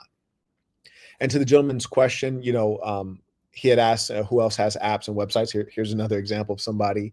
And for those of you who want to create apps and websites, you can use the information in the description.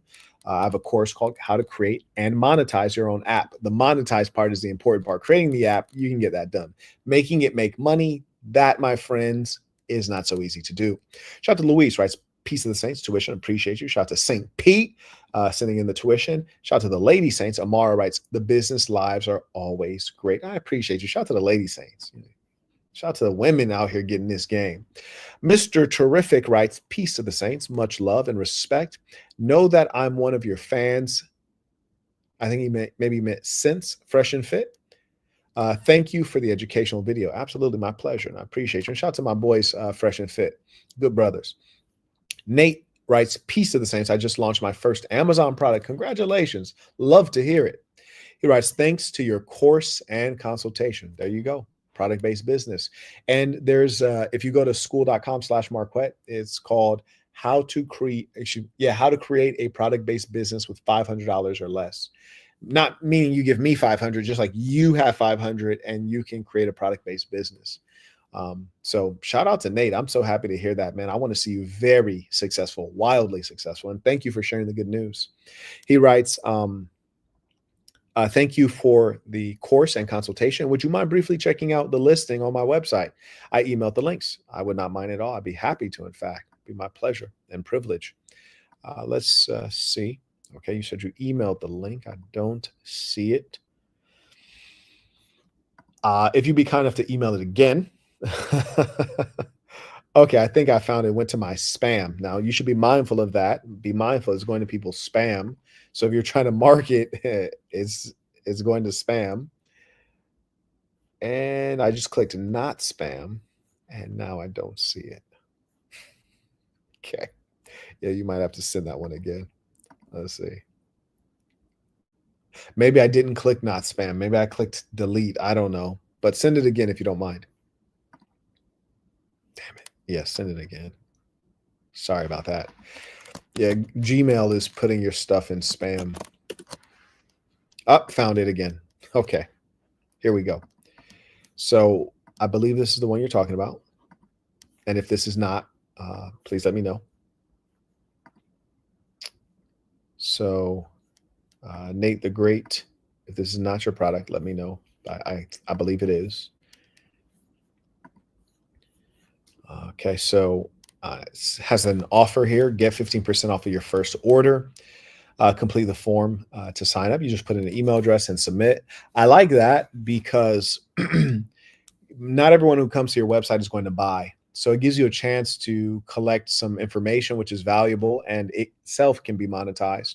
And it gives you a way to reconnect with the consumer if they don't purchase.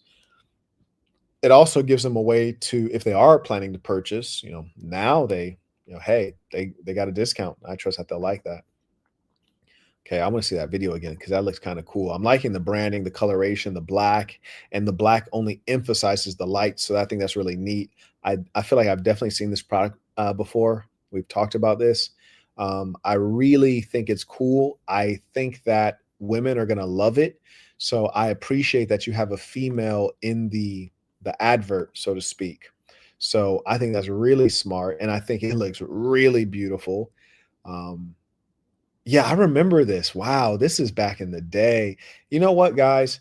And this is the beauty of this thing of ours, Assassin, man, is that we're growing up together. There are guys who started watching the ism when they were 16. You know what I'm saying? Now they're 21. They're in the club now. You heard me?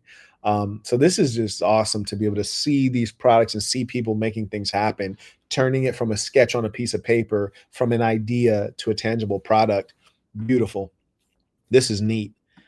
I really like this. This looks cool. I'm assuming inside. Oh, actually, So before I do anything, let me tell you my assumptions. I'm assuming that you can store stuff. Okay, I just saw that.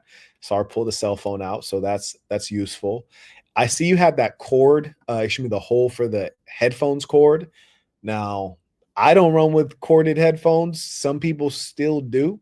I think that's an increasingly small number of people, but there's nothing wrong with having that option there. It doesn't take away. I'm guessing it doesn't cost much. I like the logo. I like the color. I like the brand. I like what I'm seeing here. I'm just scrolling down. It says color LED running belt, $40 seems completely reasonable, especially for something like this that has the electronics in it. I'm curious about how to charge it. I'd be curious about like what the sizes mean. I'm just going to assume that this relates to your belt or your jeans waist size. I probably just hit the regular. The small presumably is for women who are in shape, and looks like there's a buy button. So this is really well laid out. Scrolling down, the battery looks like it could be a little bit bulky or big, but it not something that would stop me from purchasing. Honestly, it's something that I would purchase it and then take a look at it and see, well, is it like a bothersome size? I like that it's USB-C. This damn video is so freaking good that it's answering all of my questions as I'm thinking them. I can't even say them because the video is so damn good and on point. This is, bro, you about to kill with this one right here, my boy. You got a winner, my boy.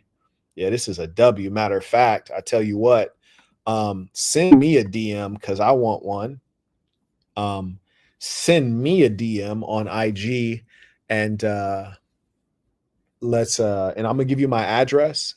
And when I give you my address or an email, whatever. Matter of fact, let me reply to your email with my address, and then you can send a money request to me. Okay.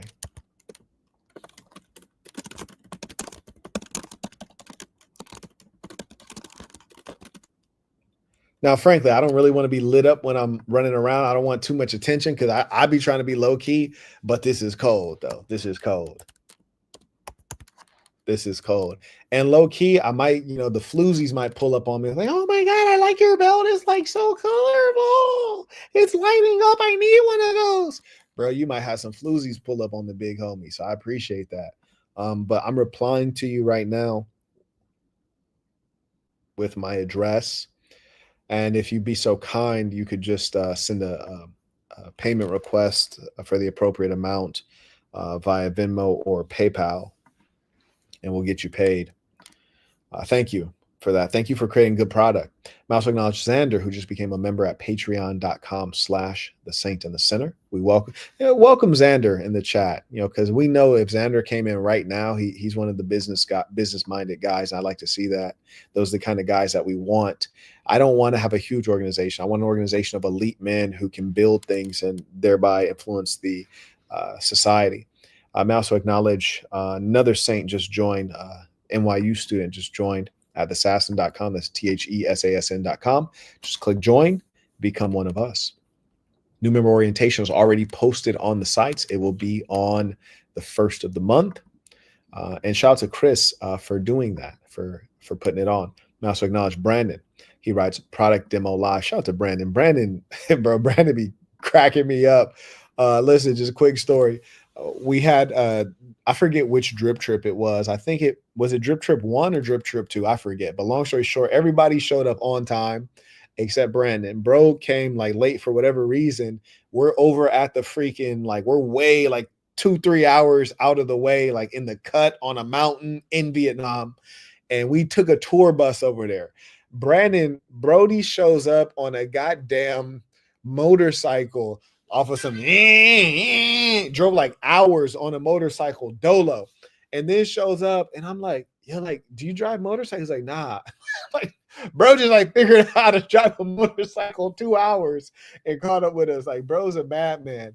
I love it though, man. That's how you got to be. Just make stuff work. It's a beautiful thing. And listen, man, if you've ever been in a third world country, there's just certain things you don't do You don't do that. You don't drive 2 hours on a motorcycle. Number one, because the roads ain't good. Number two, because there's a bunch of other people driving various types of vehicles. Number three, because there's huge like black smoke clouds coming out of the trucks in front of you.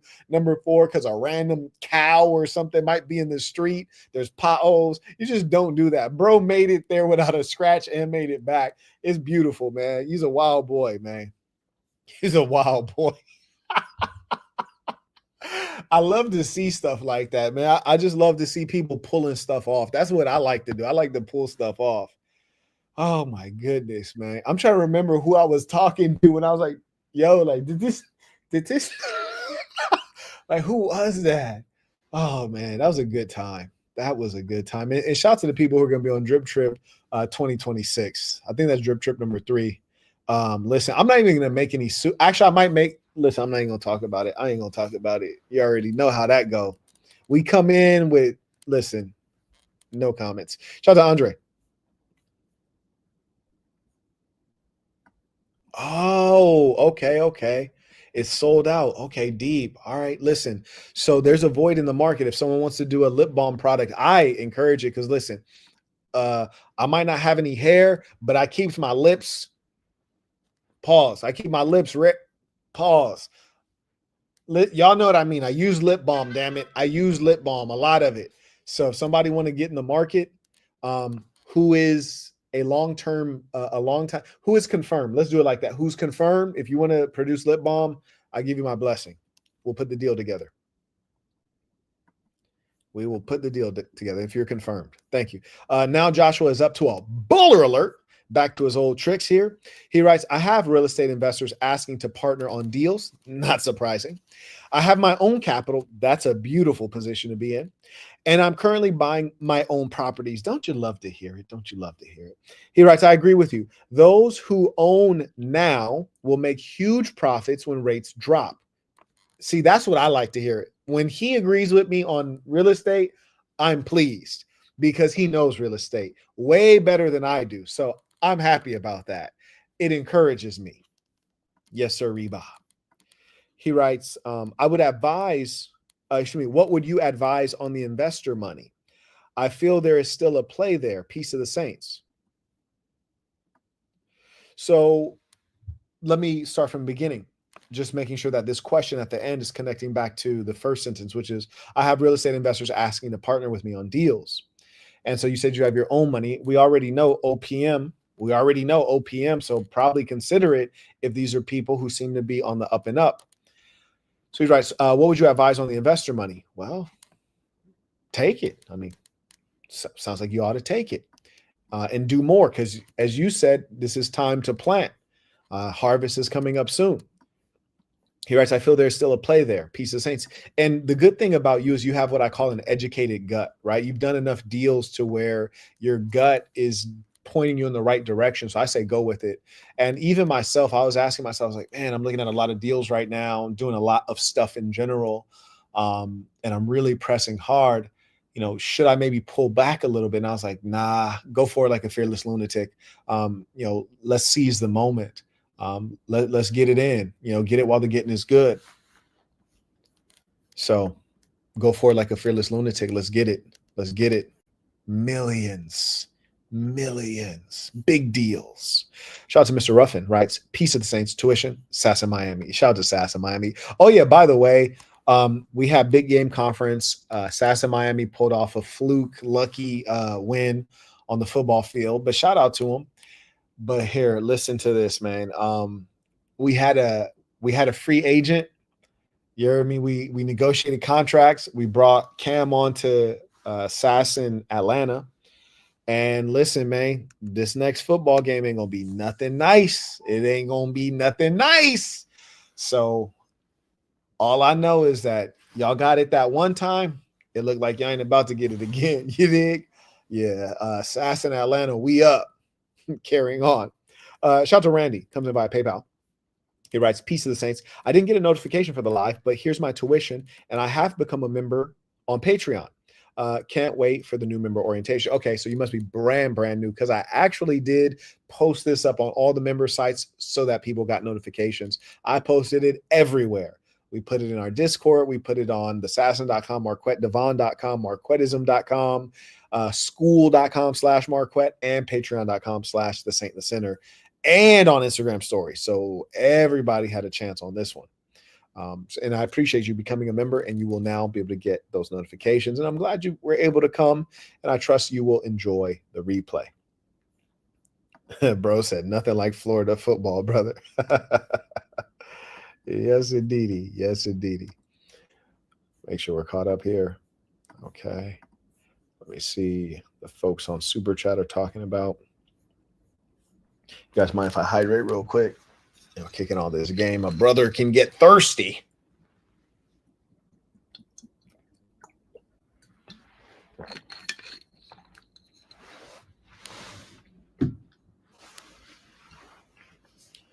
Okay, let me also just check one thing.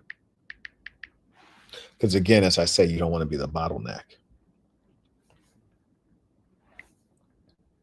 Good. Got to make sure things are in motion. Okay, let's see what we have here. I think we're here. None of the above 101 writes, thoughts on starting your own video game studio, addiction biz. And yeah, it is definitely an addiction business. He writes, and profiting. Well, there got to be profit. That's assumed. He writes, are there easier ways to go about it within that vertical? Well, I can tell you for sure, because I personally know game developers, most of them Russians, and game development. I don't know what the state of it is today, but I can tell you that maybe 6 years ago,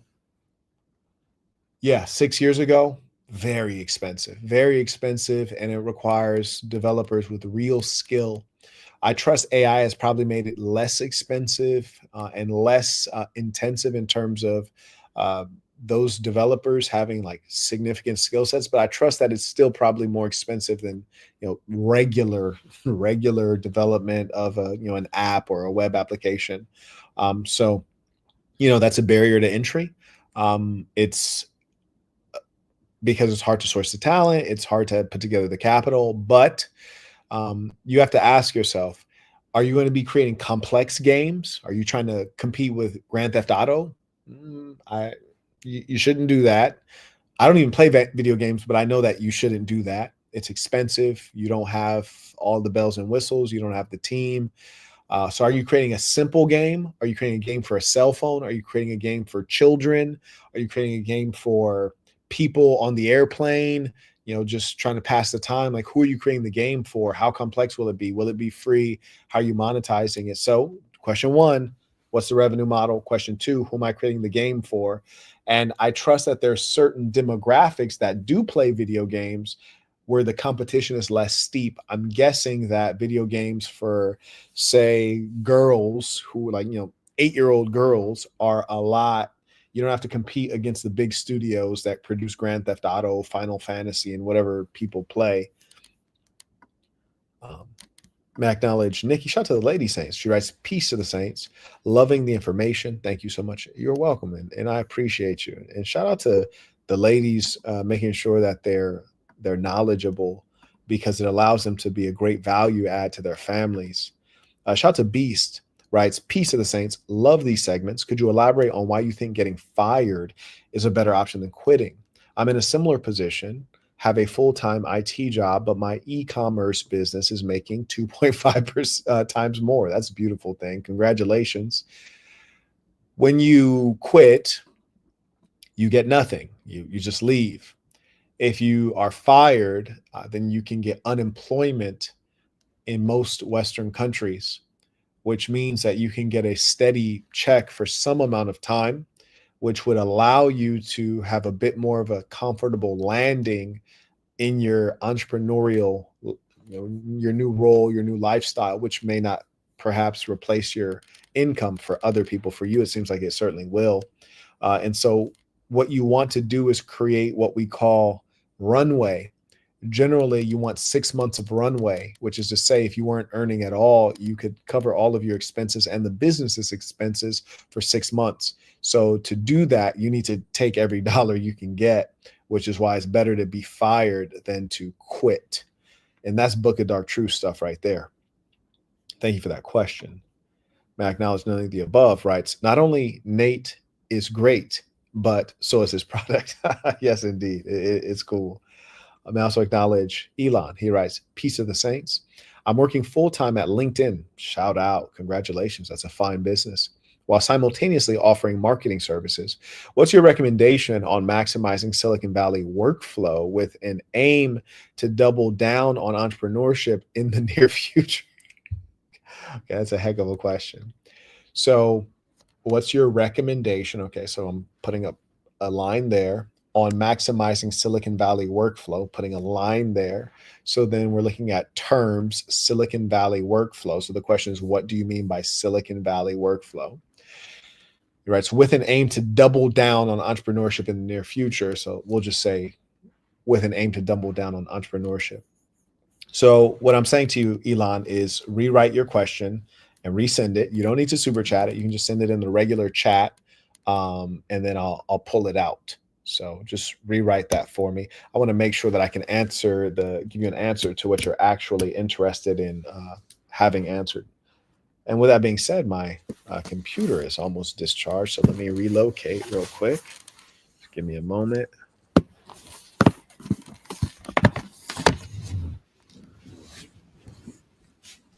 One thing that you guys might not be aware of is that America has the best breakfast in the world.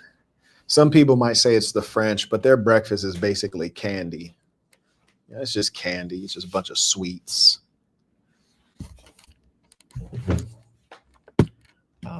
America has some good hearty breakfast to get you started in a strong way. Obviously, leave the swine alone. Don't swine yourself.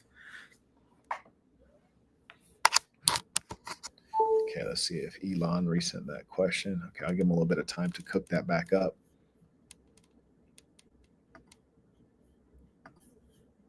Bro said, thanks for the free game. It's only free if you don't pay what you owe, you dig? But if you need it free, I give it free. So you are welcome. Because there have been times we've all needed free things, right? Like we got to admit that there have definitely been times that we've all needed free things. You better believe it. And for me, it was mostly when I was a child. You know what I'm saying? As a man, you really want to pay what you owe. But as a child, now I grew up on food stamps. I grew up on Section 8 housing, and those free things did help us get by. Not that I promote welfare. Shout out to Mr. Ruffin. He writes, Peace of the Saints. Cam is sass in Miami forever. Shout out to Jose, BKA, the Mexican Tom Brady. Bro, listen, I'm going to give Jose his credit. Bro was going off. He was going off, but listen, it's a new sheriff in town. I acknowledge Nathan. He writes, colorway running back. Okay, so that's the request. Very good. I hope that's actually him. Could people be scamming out here? Okay, very good. I also acknowledge Seven. He writes, these women are so lost, Saint. They lack direction, guidance, and have very little understanding. I'm beginning to think that weak fathers are the reason for this great evil. How do you manage the lunacy encapsulated in beautiful women? Bro, the key is to not manage it, my boy. The key is to, hit them and don't do nothing with them, man.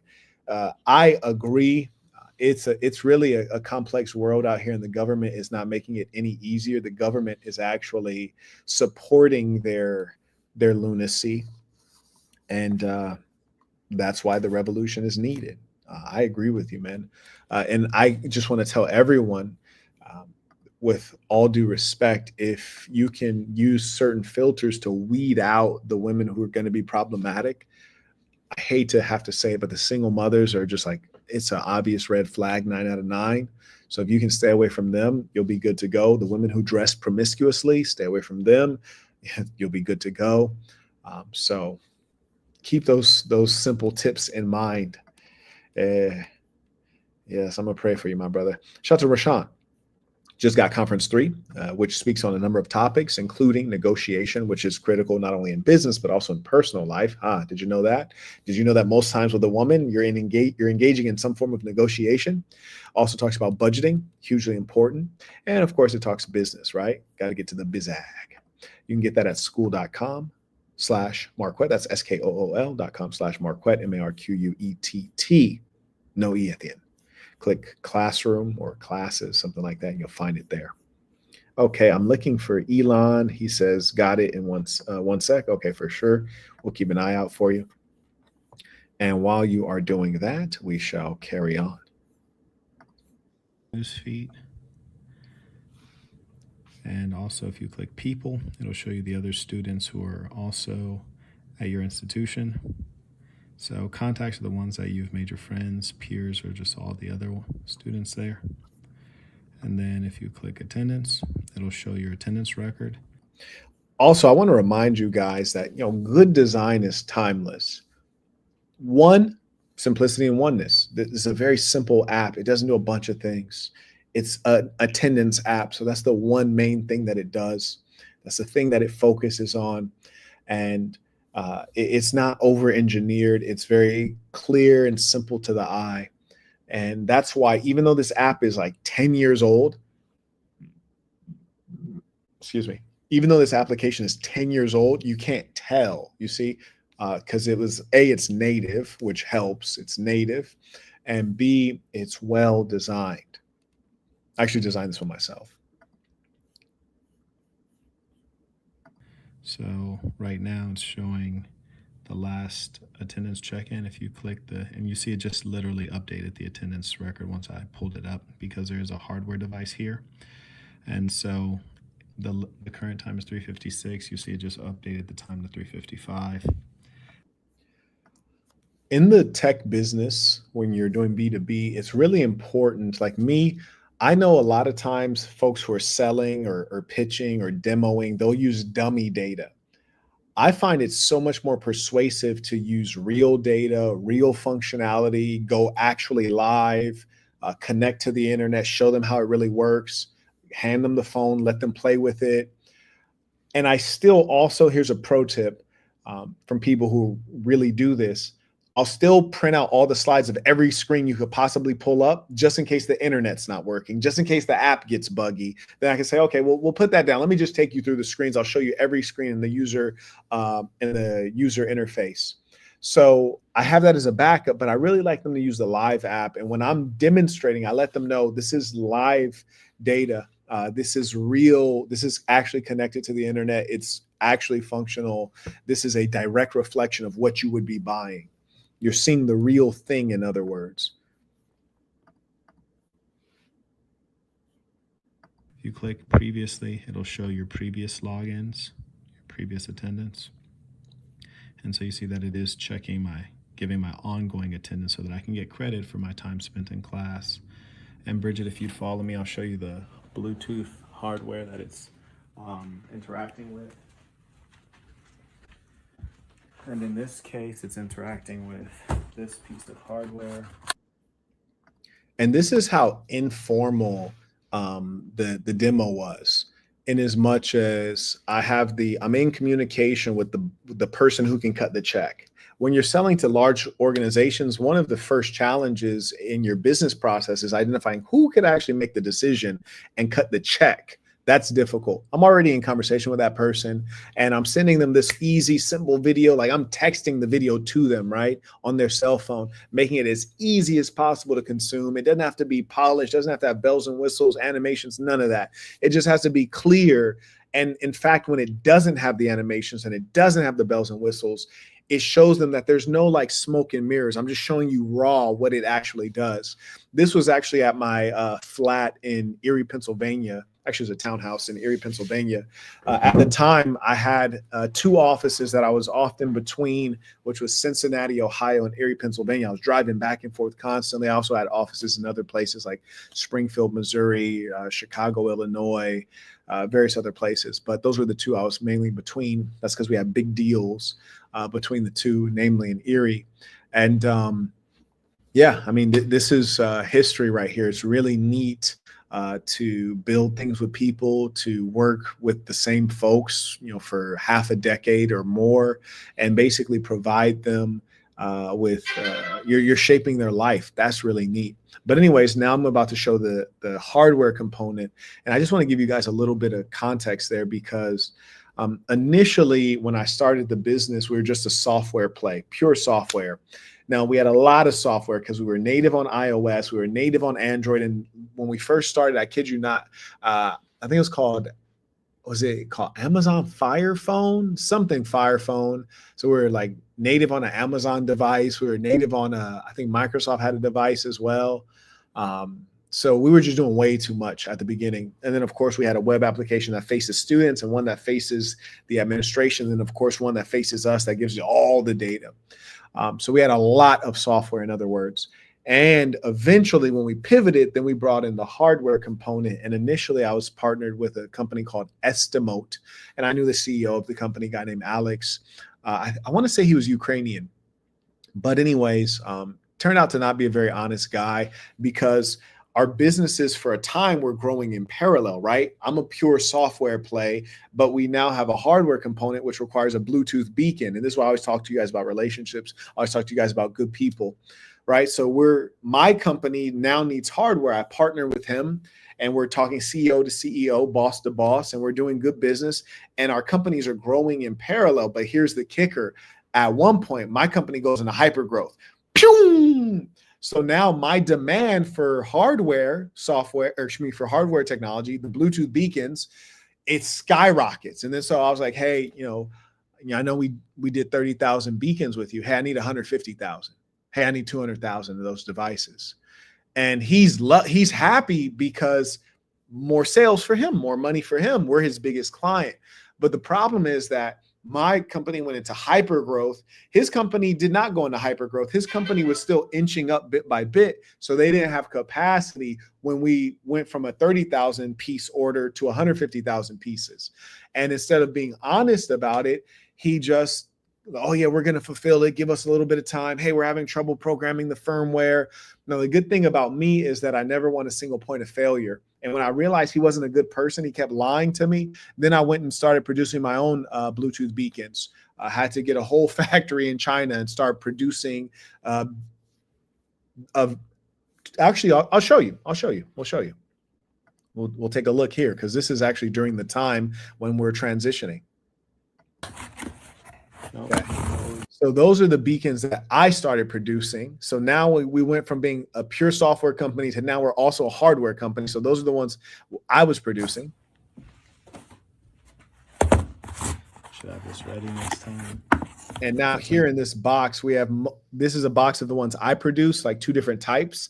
And then the one that you see has like that material around the outside of it. That's the one that Alex's company produced. Interacting with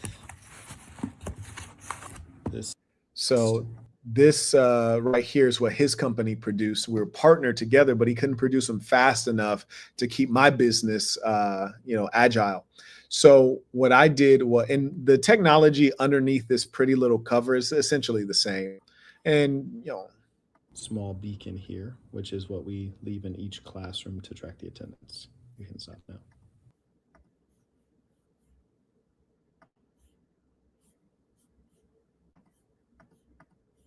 Okay, great. So that's the end of the video there. Yeah, and so basically what I was doing is showing the buyer, the one who can write the check, how the technology works from a software perspective. And I was showing them live, doing a live demo. And then I show them, hey, here's the hardware piece. We're just going to pop this up in the classroom and it'll work like a charm. So they got the full experience of what the tech is. Now they can explain it. Now they can sell it to their colleagues. Now they can be a champion within their organization. And that's how you do a demo. That's how you do a great demo. That's the best way to do a demo. And it doesn't have to be polished. And they're not looking for you to do something. The polish of it is the fact that I used their branding. I already skinned the app so that it was white labeled for them. That's the polish, showing the product. And what I want you guys to remember is that when you're in business, you don't ever want to get confused on what you sell. I don't sell pretty presentations. I don't sell pretty PowerPoints. I don't sell highly engineered videos and animations. I sell software that does attendance. I sell hardware that does attendance. That's what is excellent. That's what's pretty. I'm not going to show you a pretty video on no. But the tech itself is A1. So I never got confused on what I actually sell, at least not at the end, because I'd figure things out. And that's the key. Once you figure things out, then you can move quickly. Magnage Dominic, he writes, not missing the live without supporting. Finally got home from work. It'd be like that. I appreciate the evergreen gems, peace of the saints, tuition, safe travels. Because you're on the road, I'll wait to send your black velvet hat. Oh, you did it, did you? Okay. And I know that's going to be cold. He writes, but your wallet should have arrived. Hopefully, side note, who do I need to talk to get a velvet beanie? Bro, that's Irvin. Shout out to Irvin, Sass in Los Angeles, man. Shout out to the brother. Yes, indeed. And Irvin, if you're watching, or Chris, or anyone in Sass in Los Angeles, if you'd ask him if he could maybe add another inch of length to it, it's a great product. I just add another inch of length and get those bad boys sold. I think it's a phenomenal product, and it's seasonally appropriate. It's coming up. We're about to come up on colder weather too. Yes, sir, Bob. Did we have Elon come back with a clarification? Okay, I don't see a clarification in the chat from Elon. I'm looking at the regular chat here. I don't see an email. So Elon, feel free to send me an email. We can follow up with that on the next live or whenever. Ladies and saints, it's been a pleasure to have this time to fellowship with you all. Let us end this with our tradition, the creed of the assassin. Repeat after me with full conviction, knowing this is true of you. The creed of the assassin. I'm going to be who I truly am because I am remarkable. And I'm going to strive every moment to show the greatest part of who I am. Until next time, peace of the saints.